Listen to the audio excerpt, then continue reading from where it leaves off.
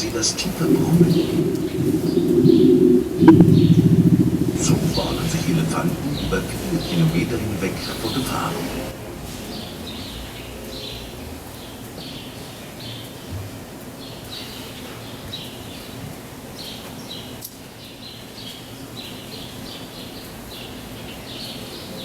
Ein Großteil der Kommunikation zwischen Elefanten findet über Infraschalllaute statt, die für den Menschen nicht hörbar sind.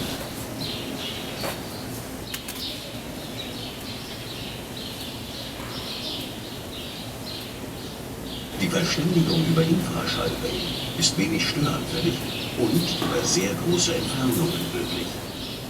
Nicht nur Elefanten verständigen sich über Infraschalllaute. Auch Wale, Tiger, Giraffen und einige andere Tiere können diese ganz tiefen Töne wahrnehmen und teilweise auch selbst produzieren.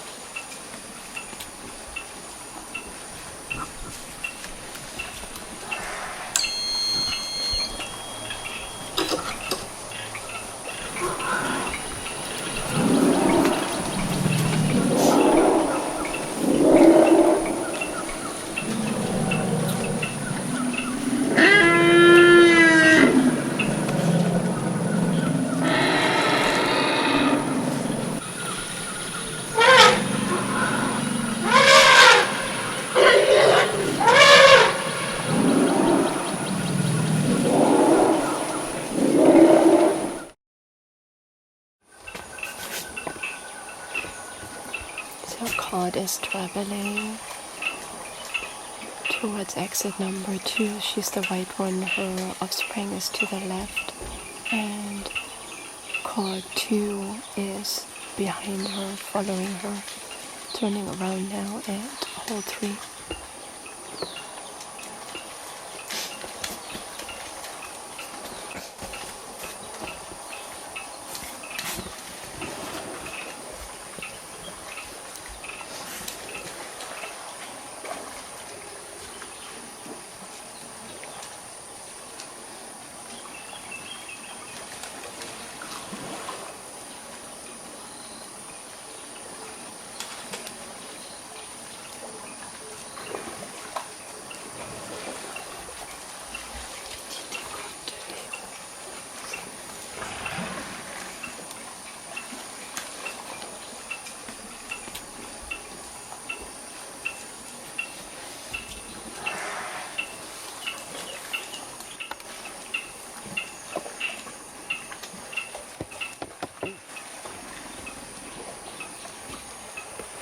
So Call 2 is leading the group. Behind her is Call 2, her adult offspring, and behind there is an unknown almost tuskless females following them. And Call's youngest offspring is with her, but they left Call 2's offspring at mud hole 2.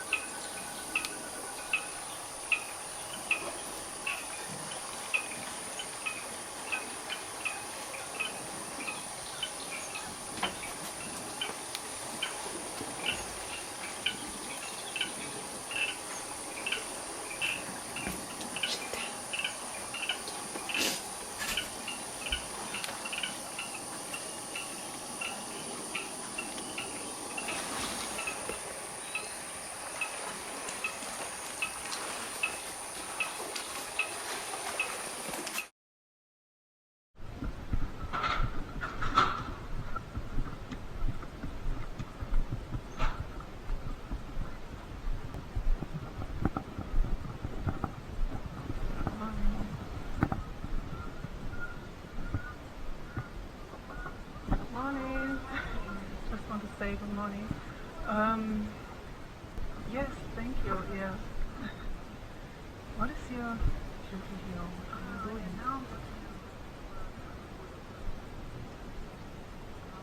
For your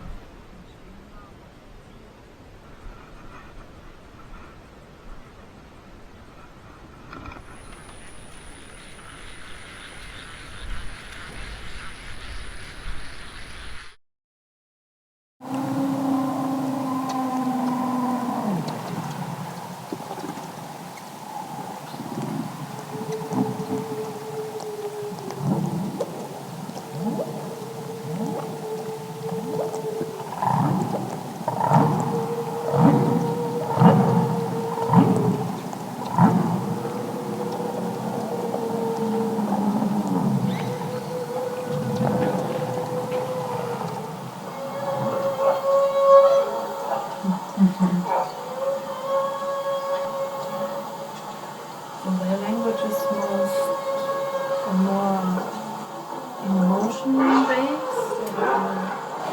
I think that a lot of it is emotion based. I think a lot of it is functional. So they produce a sound because they're looking to incite an action. So this feeding call, for example, they only produce in one context. They only produce the sound when they're foraging on herring. Just that species, just that activity. Otherwise they won't produce it. And the sound is very closely coupled with hearing in that fish species. So other fish can't hear it, but herring can. And they find it to be an uncomfortable sound, and so they swim away from it. And so humpbacks will come under the fish and produce the sound, and it pushes them towards the surface of the water, and they concentrate, and then they get eaten. So I think a lot of the sounds that humpback whales produce have a discrete function. But then, let me play a very common sound for you. This is a bit short. I'll play this one first.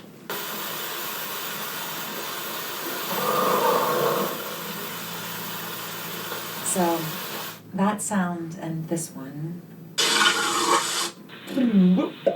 let's let that play, are the most commonly produced humpback whale sounds in the world. Oh, really? Yes. For different populations. Yes. And what we recently found is that those two call types, and maybe a few others, we found 5 so far, are shared by every population that we've looked for it. So unlike song, which changes, so song changes year to year, and it's different between populations, there appear to be sort of an underpinning of sounds that are innate, that are important in the vocabulary. They appear as song units. Worldwide, they appear as song units, but they are used across a wide range of contexts.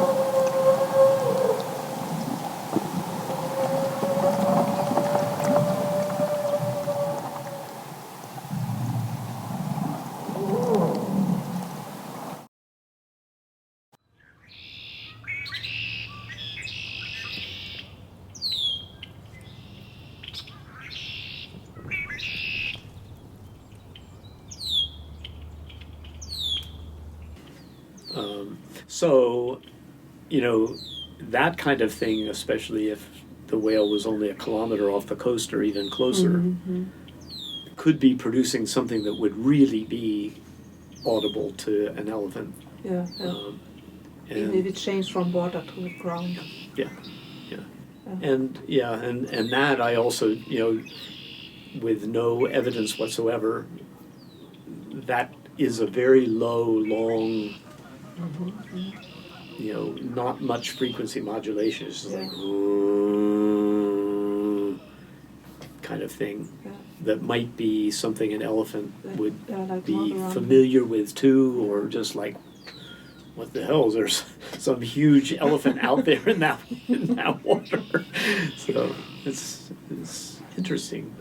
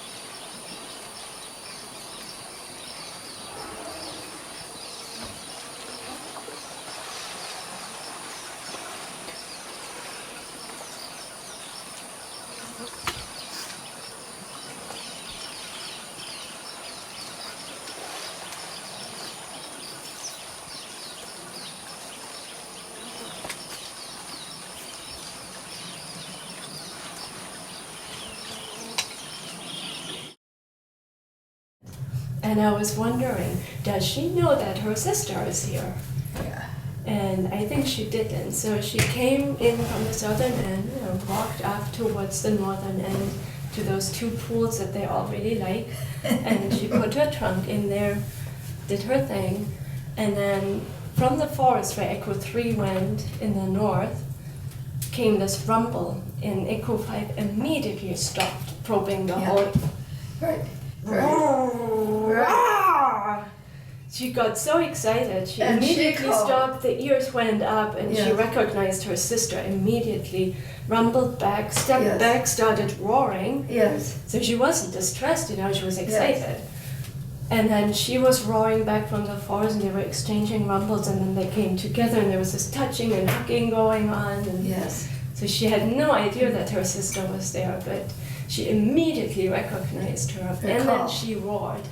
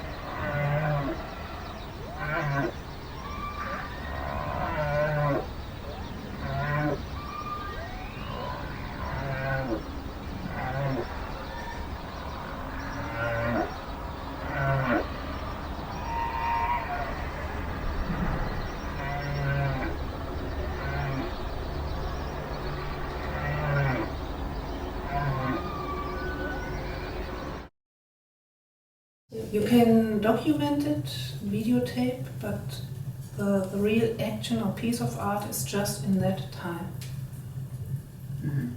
So is the performance what you play to the animals, or is Yeah, that is the performance. Okay. So in that time I'm doing this is the performance, and yeah, but I'm using all this other equipment to make these videos, to put the camera in front of the animal or beside, that me and the animal is visible. But I mostly like the view on the animal, to show the faces and reactions and Right, show the response, show whether they're yeah, appreciating the same thing that you are. yeah, yeah. Yeah. It's a bit like you told me with the lion.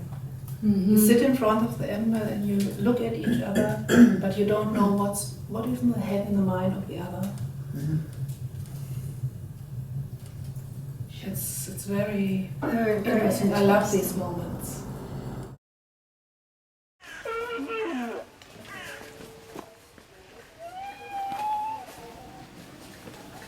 I don't know what you're doing is it's very interesting to me. I was actually I was moved with the owl thing because I haven't ever looked at something that close. And you had mentioned this before, the fact that it's so absolutely still. Yeah. And then you know, then you're going like, whoa! I mean, this thing is like just totally, you know, what it's thinking or what it's doing, I don't know. But that one of the things that really impressed me with when I first went and started doing this elephant stuff was, you know, my whole life I've been interested in biology. I've been interested in conservation, but my research was always pure scientific, answering scientific questions with a model species that, you know, things that were of interest for a theoretical reason.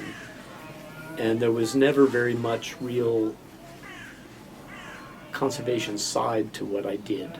You know, that was kind of a separate piece that I cared about conservation, but it wasn't what I did. But I also very intensively, you know, observed these species for, you know, thousands and thousands of hours. But none of the species of animals that I worked with got to my emotions the way elephant did. When I first saw elephants close and they're just looking at their eye and going like, you know, this elephant, there's something there. You know, you look at a bird and even that owl, and I have it harder to kind of go like, you know, there's some in-depth processing going on with that owl. But with an elephant, you know it is.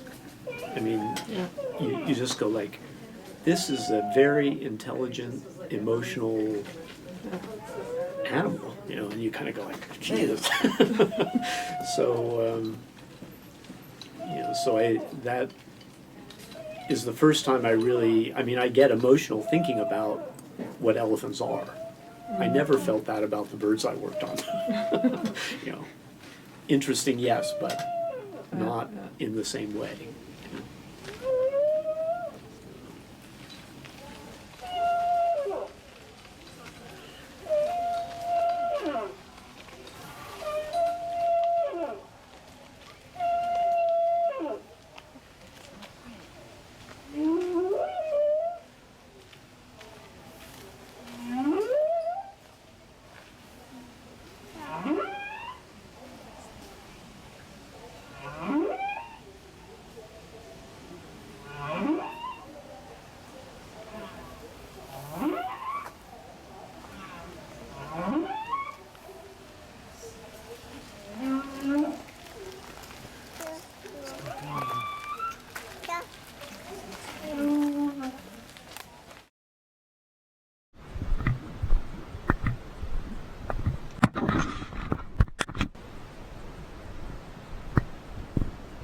Morning, Peter. Morning, how are you? Fine, and you? 16, 17 degrees fine. Yeah. Later this weekend, Okay.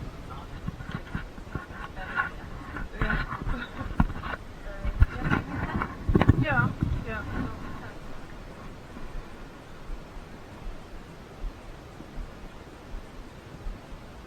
Yeah. And what do you think when should we after For anything in particular? No, I'm making an art project. Okay. About all this. Everything. Yeah. Okay. Yes, no, Okay. very much. No, I'll Yeah. be around. Okay.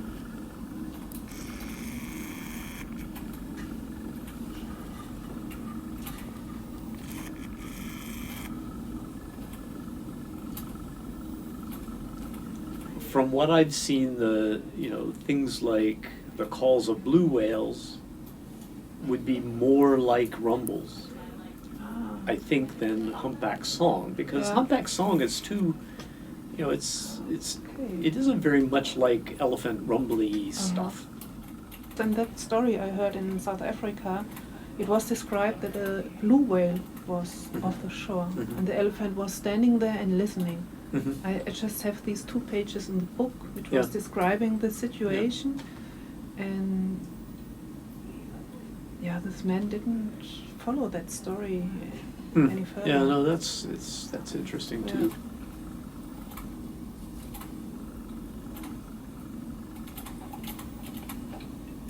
So, I mean, I'm sure that does happen. Yeah. I don't see, it's certainly, when elephants rumble, that goes in the ground and it produces a signal in the ground. Because we've measured that, recorded that before. I don't see why, I mean, the whale calls have high amplitude, so they're loud.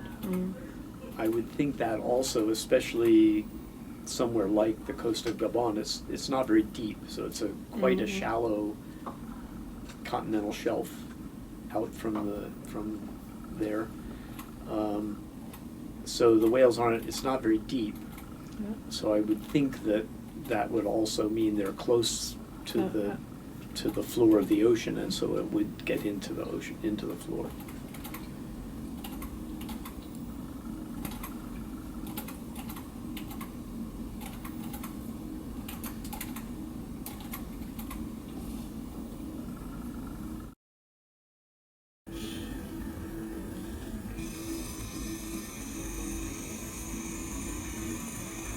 I guess I would say from my time there, it was not at all unusual to see elephants on the beach. It's not really a beach it's sort of, I'm trying to think of if I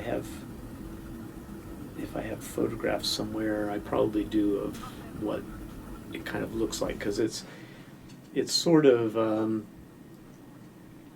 you have some forest edge, and then it gets kind of a bit bushy, and then small stuff. But then there's sort of in most places, it doesn't just go gradually like this down to the ocean. It's a bit of like a bank where the waves have eroded the sand, so it kind of has a bit of a drop off. There are some places that it's more gradual, but it's not like the beaches I think of like the beaches in the U.S. that are all just kind of go like that. It's a little bit more, it's not a very big drop. But I never saw the elephants down actually in the water there. They were always up in this open area along the beach. And what have they done there? Well, they're eating stuff, vegetation there, and at least one argument is that they're getting salts and things from salt spray on the vegetation.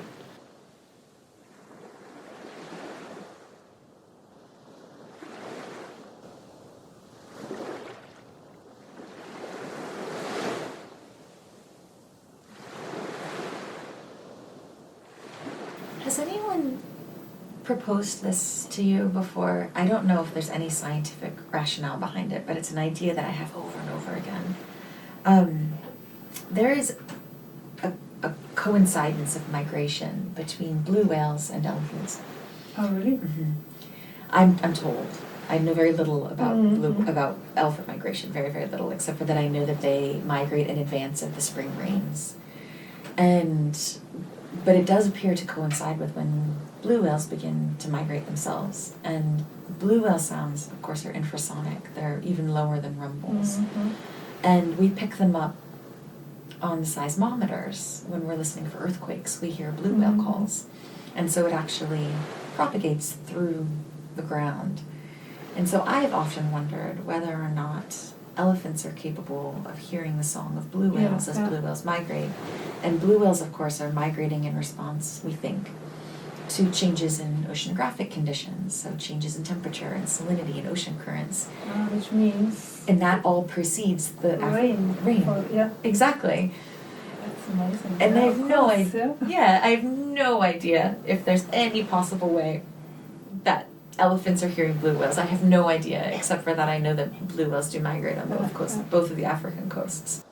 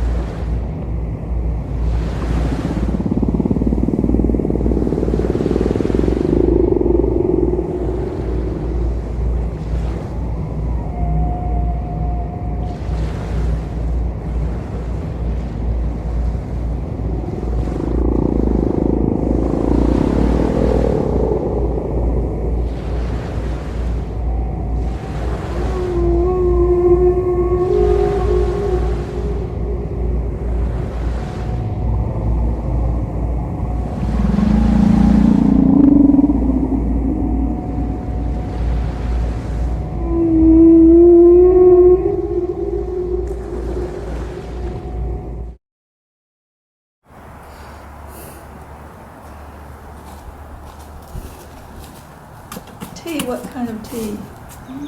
A black tea and a variety of. Maybe some herbal tea. I'll bring you some herbal I can help you. choices.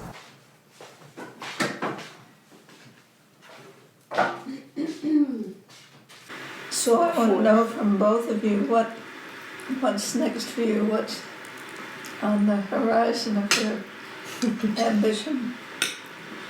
I think I would like to find out where elephants and whales meet.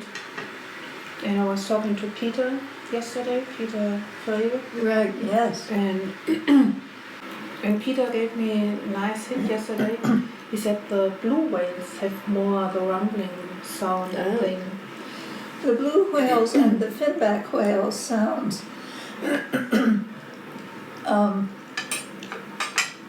So the very first paper that Roger wrote was an analysis of finback whale sounds, recorded by the Navy many years ago.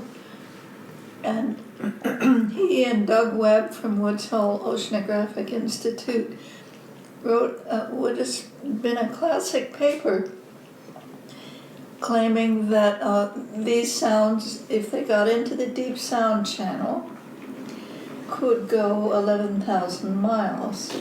Wow. And there is no ocean basin that is that But big. big. Mm-hmm. Right. Yeah. So these whales are communicating with each other over ocean basin sized. Much about But whales. I mean, the more we learn, the more we realize we didn't know. Yes, the more questions pop up. Yeah. Yeah. Yeah. Well, you're gonna have a blast, Gabon. The Beautiful Luango the must be amazing. Gabonese coast is lovely sandy beaches, miles and miles. I've seen photos. Turtles. Yes. Yeah. Mm-hmm. It's really nice. Oh, Tanja, you're My gonna next do it. aim, yeah. But how far can those? How long does it take for those whale sounds to travel over such large distances? Yeah. That's a good question. You mean just you make a call? How long does it take? Like if I'm, Maybe for I don't know, at the 5,000 kilometers. or off the shore of California, and I'm singing there, how long does it take to reach Japan? Not that long. No. Good. No, but I mean the answer is known, but I don't know. Uh-huh. Yeah, But do you think it's an hour or I don't 5 know. minutes? I don't or- know. Okay, I have to No, I look think that up. yeah. I'm just guessing. Mhm. But yeah, I would think within a few hours it would be in Japan, Mhm. or maybe a few minutes. I don't Yeah, maybe even faster. Yeah.